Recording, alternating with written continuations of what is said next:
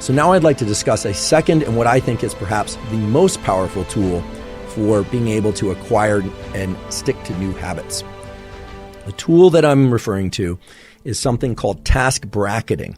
And the neural circuits associated with task bracketing are basically the neural circuits that are going to allow you to learn any new type of habit or break any habit that you'd like to break.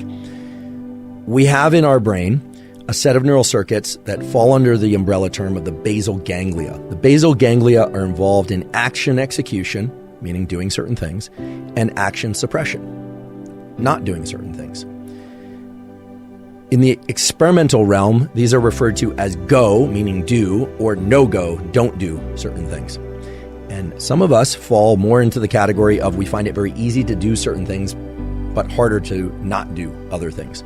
Some people have a lot of no-go type circuits that are very robust, and they have a lot of behavioral constraint, but they have a harder time getting into action. And some people have a perfect balance of both, but I've never met one of those people. Task bracketing involves a particular set of neural circuits within the basal ganglia. We have particular circuits in our brain that are devoted to framing the events that happen just before and as we initiate a habit, and just after and as we terminate a habit.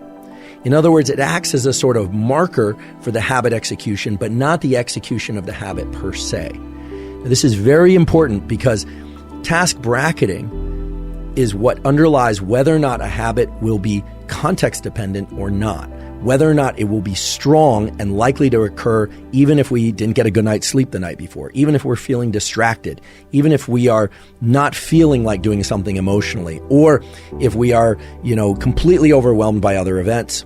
If the neural circuits for task bracketing are deeply embedded in us, meaning they are very robust around a particular habit, well, then it's likely that we're going to go out for that zone 2 cardio no matter what, that we're going to brush our teeth no matter what. In fact, brushing our teeth is a pretty good example because for most people, even if you got a terrible night's sleep, even if everything in your life is going wrong, chances are, unless you're very depressed, if you're going to leave to work, or even if you're not, that you're going to still carry out the behavior of brushing your teeth in the morning.